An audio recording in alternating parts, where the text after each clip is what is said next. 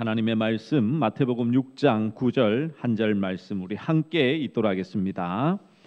그러므로 너희는 이렇게 기도하라. 하늘에 계신 우리 아버지여, 이름이 거룩히 여김을 받으시오며. 아멘. 지난주에 예수님께서 기도를 가르쳐 주시면서 너희는 이렇게 기도하라라고 말씀하셨죠. 예수님께서 가르쳐 주신 이 기도는 우리 인간이 할 수 없는 기도라는 것을 말씀을 드렸습니다. 물론 이 주기도를 암송하는 것은 누구나 할 수 있습니다.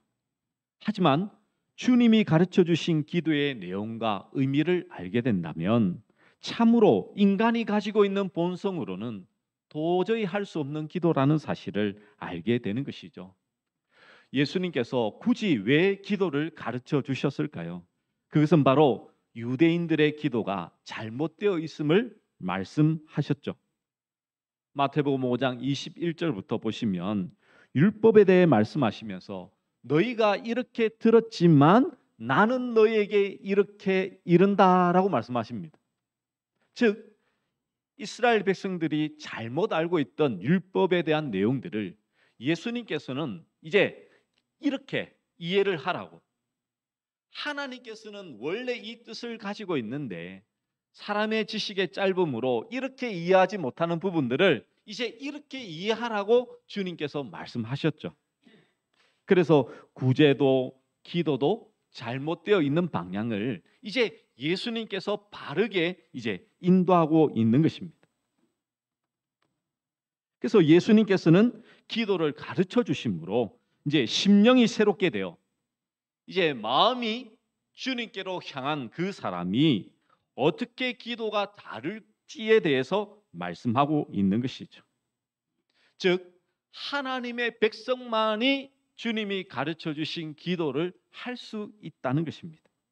그렇다면 우리가 이 주기도의 말씀을 정말 그 내용을, 그 의미를 정확히 알아서 기도가 진정으로 무엇인지를 아는 것이 우리 기도 생활에 참 유익이 될 줄 압니다.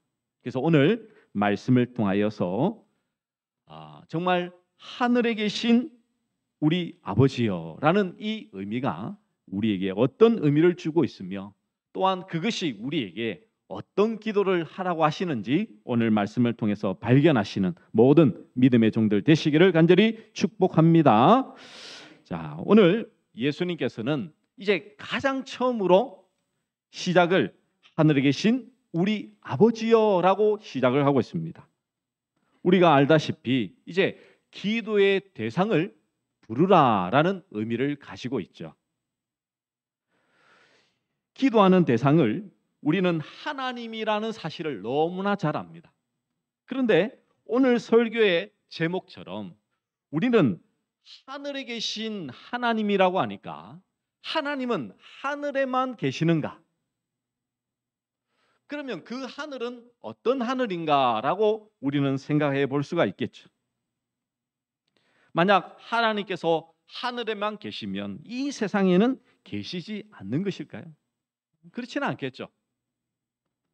그렇다면 이 하늘에 계신이라는 이 의미는 성경에서 어떻게 말씀하고 있는지를 좀 살펴보아야 되겠죠. 먼저는 이제 하나님께서 편재하시며 무소부재하시다라는 것을 말씀할 때에 하나님께서 하늘에 계시다라는 표현을 사용하고 있습니다. 우리 시편 11편 4절 말씀 우리 함께 같이 한번 읽어볼까요? 네, 우리 시편 11편 4절 말씀 함께 읽겠습니다. 시작. 여호와께서는 그의 성전에 계시고 여호와의 보좌는 하늘에 있으며 그의 눈이 인생을 통촉하시고 그의 안목이 그들을 감찰하시도다. 아멘. 하나님의 보좌가 어디에 계시다고요? 하늘에 있다는 거예요. 그리고 그 눈이 인생을 통촉하시고 안목이 그들을 감찰하신다라고 말씀합니다. 그러니까 하나님께서 하늘에 계시다는 것은 하나님은 어느 곳에서나 온 우주에 충만하신 그 하나님은 무소부재하시는 것이죠. 그래서 여러분이 생각하듯이 하나님은 이곳에 없겠지? 아닙니다. 그거를 우리가 이 요나의 입장에서 보시면 잘 아시죠? 요나는 하나님을 도망해서 갔습니다. 그리고 도망해 가다가 바다에 빠지게 되고 그 물고기에 잡혀서 가장 그 깊은 곳 음부에까지 내려가죠. 그런데 그곳에서 누구를 만납니까? 하나님을 만나거든.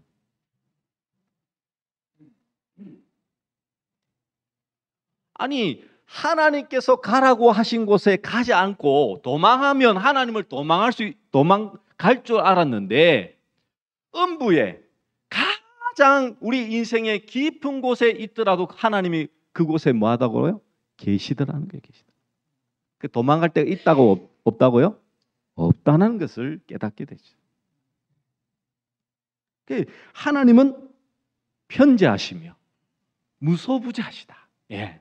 어느 곳에서나 하나님은 계시다라는 것을 표현할 때에 하나님은 하늘에 계시다라고 말씀하고 있습니다. 그리고 하나님은 전능하신 하나님이시다. 모든 것이 가능하시다라고 할 때에 하늘에 계신다는 표현을 하기도 합니다. 시편 115편 3절 말씀에 보면 이런 말씀이 있습니다. 우리 같이 한번 읽어볼까요? 시작. 오직 우리 하나님은 하늘에 계셔서 원하시는 모든 것을 행하셨나이다. 아멘. 네. 그래서 하나님께서 하늘에 계시다는 것은 모든 것이 가능하시다는 것입니다.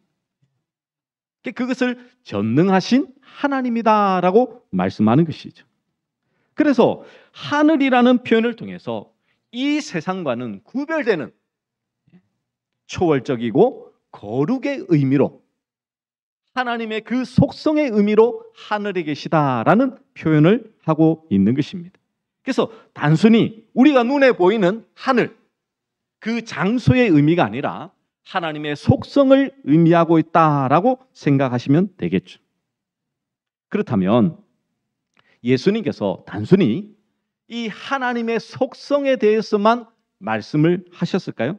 하나님은 초월의 하나님, 거룩하신 하나님이라고만 알려주기 위해서 하늘에 계신이라는 표현을 사용하고 있을까요?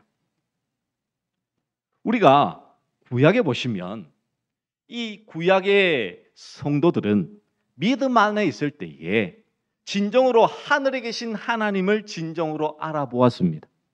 그리고 그 기도의 모습이 어떠한지를 보면 하늘에 계신 하나님을 어떤 식으로 기도하며 나가야 되는지를 알 수 있겠죠.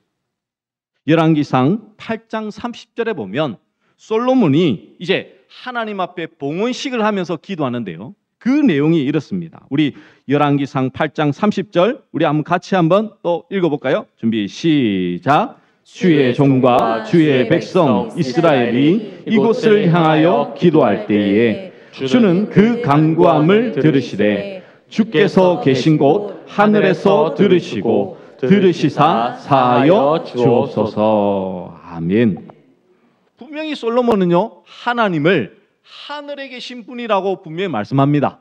맞죠? 주께서 계신 곳 하늘에서 들으십시오라고 하는데 기도는 어디에서 하고 있나요? 하늘을 향해서 하고 있나요? 아니죠. 성소에서 하나님께 기도하고 있는 것입니다. 여러분 이 말씀의 의미를 여러분 좀 이해가 되십니까? 여러분 구약의 이스라엘 백성들은요 하나님은 무소부재하시고 전능하신 하나님이에요. 그런데 그들은 어느 곳에서나 하나님께 기도할 수 있었습니까? 없었습니까? 없었어요. 어디에서만? 네, 성전에서만, 성소에서만 기도할 수 있었습니다. 그래서 솔로몬도요 하나님은 하늘에 계신 하나님이시다. 어느 곳에 계시는데 그 기도를 들으시는데 나는 지금 어디서 기도한다고요? 성소에서 기도한다는 거예요. 바라보고. 왜냐하면 인간은 거룩하신 하나님께 기도할 수 없는 부정한 존재임을 그들은 너무나 잘 알고 있는 것이죠. 여러분, 성전에 가서 하는 그 일은 무엇입니까? 동물을 잡아다가 내 죄를 대신해서 죽이는 것이죠. 그리고 그 제사를 하나님께 드려야지만 내 기도가 무엇합니까? 하나님께 올라가는 거예요. 하나님께서는 이 동물의 피를 보고 뭐 하냐면 우리의 기도를 들으시는 거예요.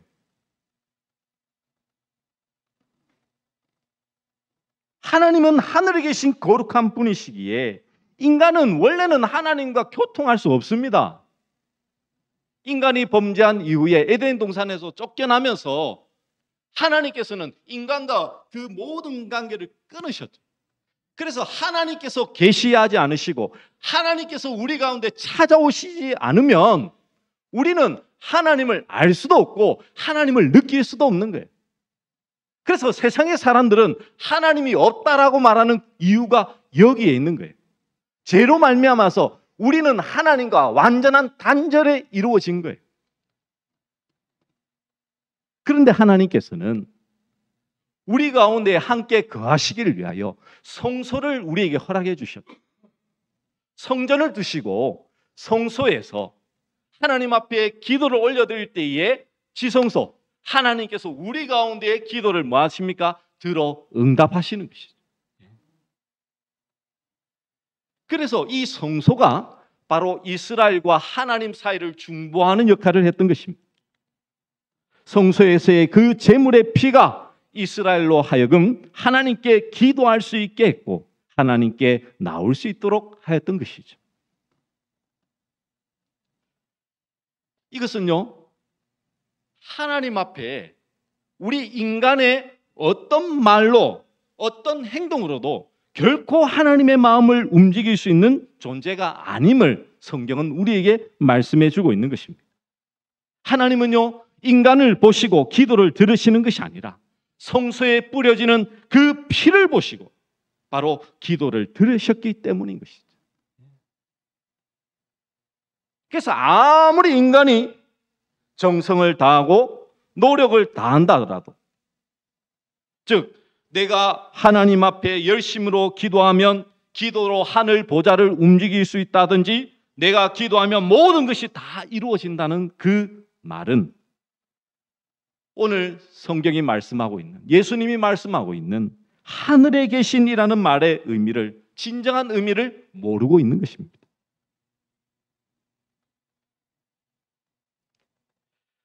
오늘날 우리는 예수님이 이제 성소의 역할을 하시죠. 친히 예수님께서 우리를 위하여서 친히 죽으셨기 때문에 우리에게는 이제 성소가 필요치 않습니다.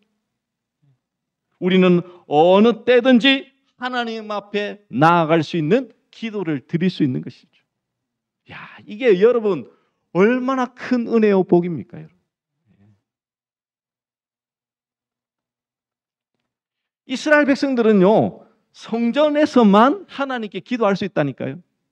만약 성전이 무너지거나 뭐 타국에 있으면 성전을 향해서 기도해야지만 됩니다.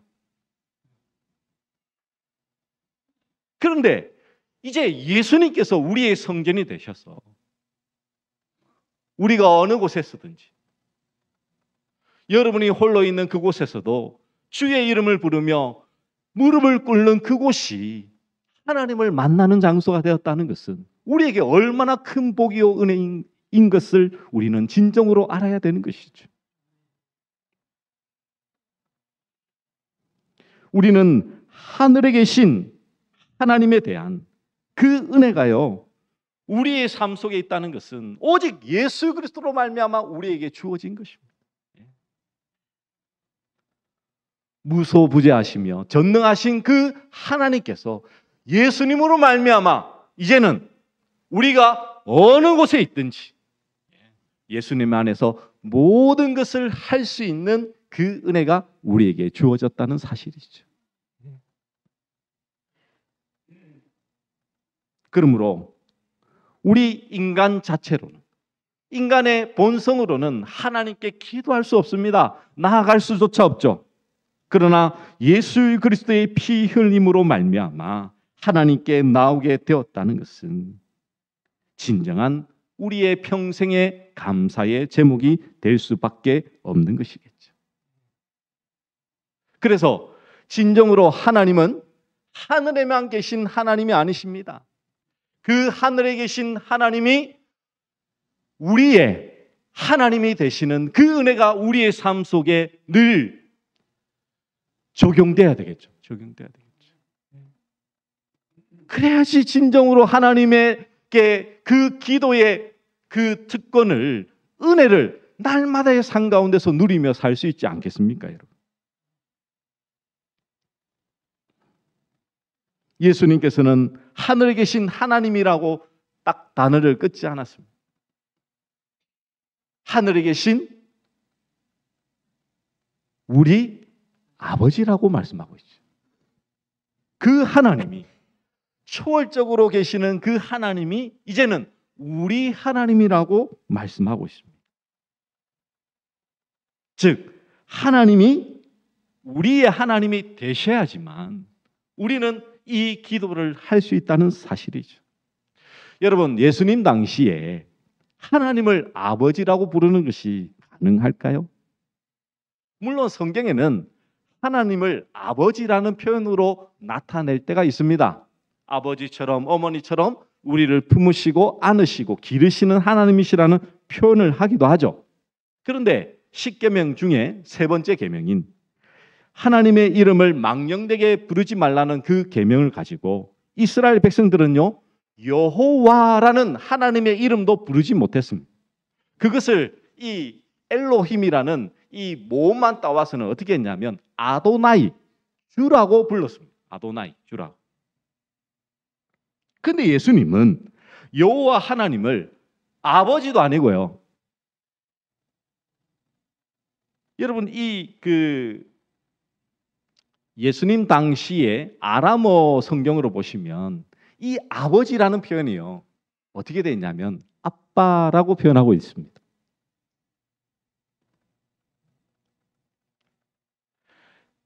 지금 이 상황이, 우리는 이제 말씀을 이제 잘 들어오고 잘 알고 있으니까, 그리고 요즘 시대가 좀 많이 변해서 아버지를 아빠라도 잘 부르고 있으니까 하나님을 아빠로 부르는 것은 전혀 부담이 없으시죠?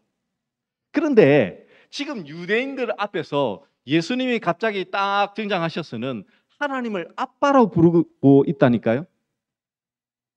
아니, 하나님 이름도 못 불러서 그냥 주라고 표현하고 있는데, 그래서 실제로 유대인들이 그 예수님을 잡아갈 때에, 신성모독이라고 할 때에 하나님을 아빠라고 부른 것을 걸고 넘어집니다.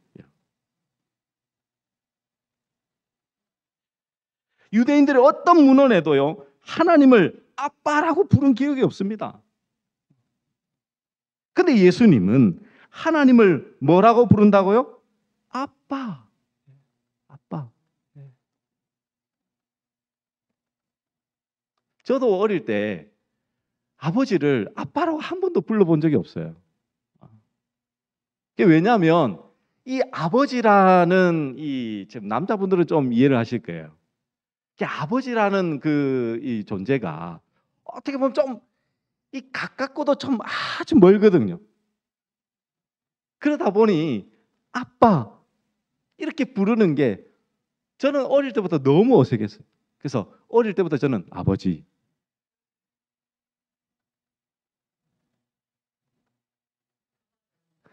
근데 우리 하나님은요, 우리가 생각하듯이 아주 멀리, 우리와는 전혀 상관없는 그런 아주 엄숙하고 엄격한 하나님이라고 예수님이 우리에게 가르쳐 주지 않습니다. 예수님께서 하나님을 아빠라고 부르셨는데 그 아빠 되신 하나님이 이제 누구의 아빠라고요? 우리의 아빠.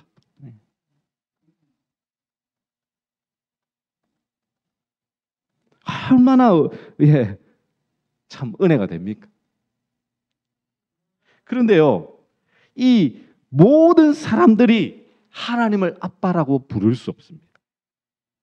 왜냐하면요, 예수님께서 이 땅에 오셔서 하나님을 아빠라고 부르셨기 때문에 예수님 안에서만 우리는 하나님을 아빠라 부를 수 있게 되는 것이죠. 그래서 우리가 그냥 단순하게 생각할 때에 모든 사람이 하나님으로부터 지음을 받았으니 모든 사람이 하나님께 대하여 하나님을 아빠라 부르고 기도할 수 있는 존재, 예배할 수 있는 존재라고 생각하시면 그것은 착각이십니다. 예수님께서도 분명히 말씀하시죠. 예수님으로 말미암지 않고는 아버지께로 갈 자가 아무도 없다라고 성경은 말씀하고 있습니다. 오직 예수님만이 우리를 하나님 아빠라고 부를 수 있는 그 은혜의 길로 우리를 인도하시는 것이죠. 그래서 하나님이 우리의 아버지 되시면, 우리의 아빠 되시는 그 은혜는 그러면 누가 누릴 수 있는 것입니까? 마태복음 12장 50절 말씀해 보시면 이렇게 말씀합니다. 제가 읽어드립니다. 누구든지 하늘에 계신 내 아버지의 뜻대로 하는 자가 내 형제요 자매요 어머니이니라 하시더라. 아멘. 보십시오. 하나님의 가족은 자기의 뜻이 아닌 아버지의 뜻대로 행하는 자예요.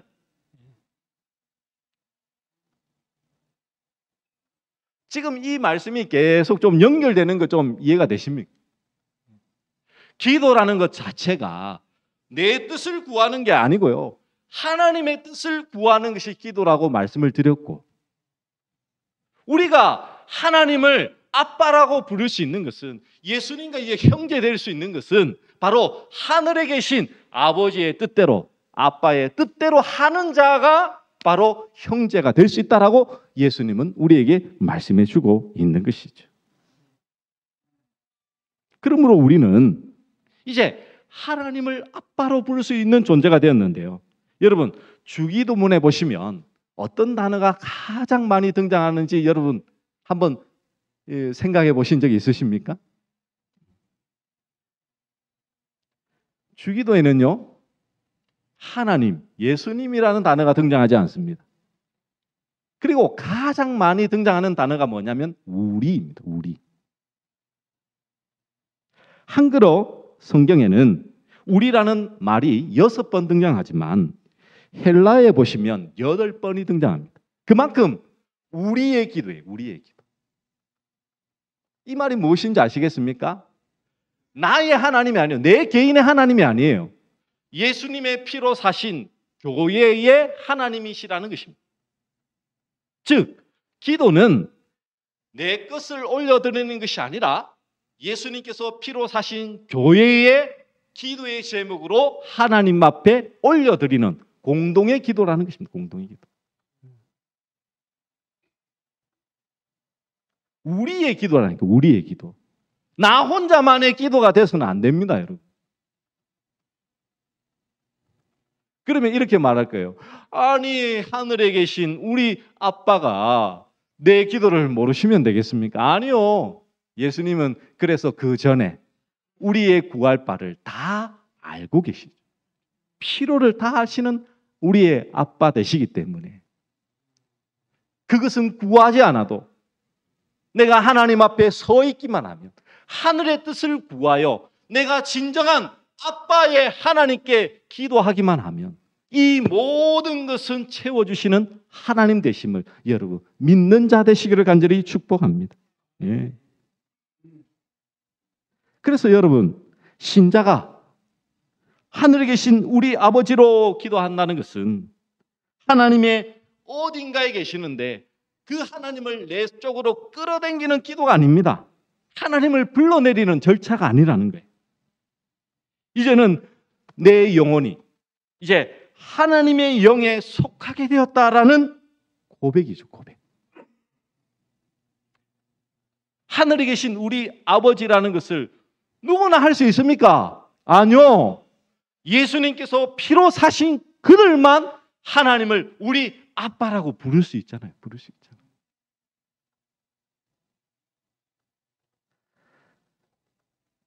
이제는 내 영혼이 하나님에게 속하게 되었다라는 진정한 믿음의 고백으로 드려지는 이제 첫 기도의 시작인 것이죠.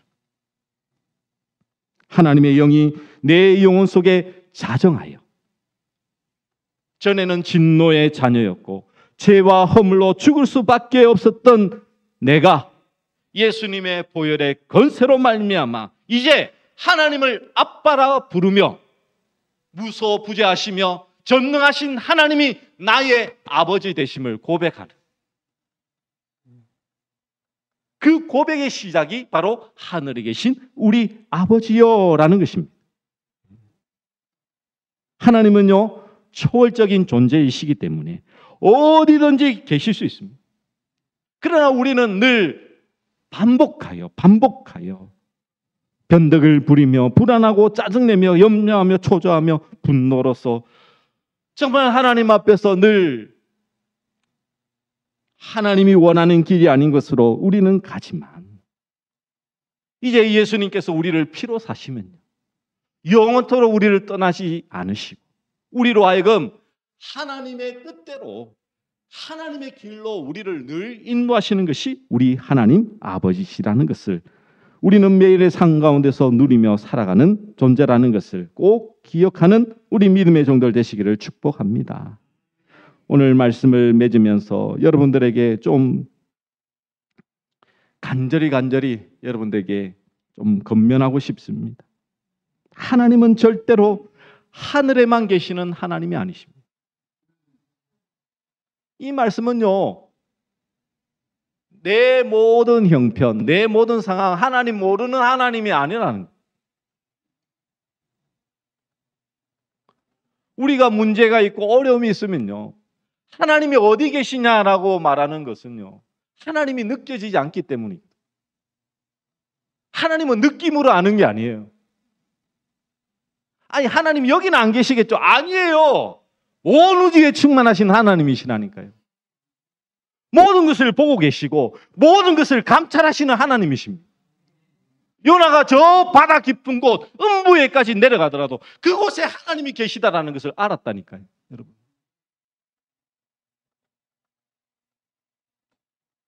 그런데 그 아시는 하나님이 지금 우리의 아버지냐고요. 우리의 아빠냐고요. 아빠냐고.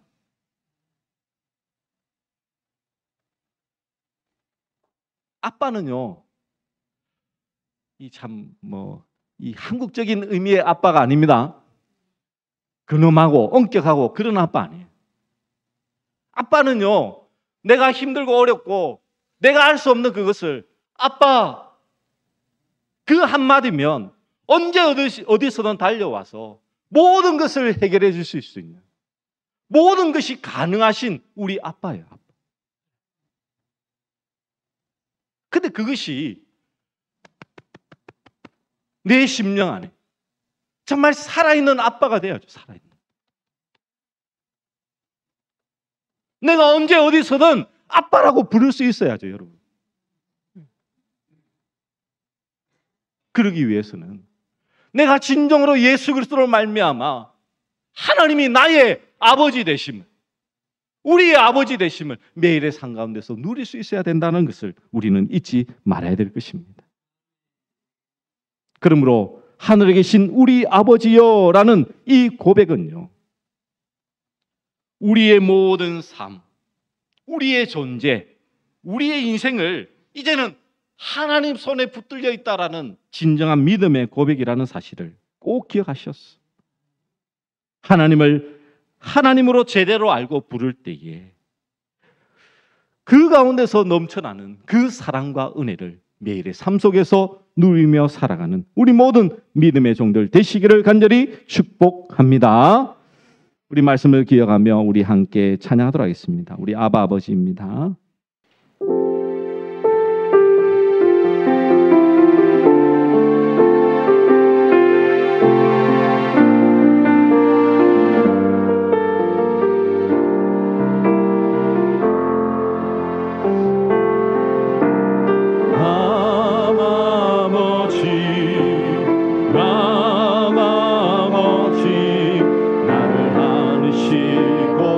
바라보시는 아바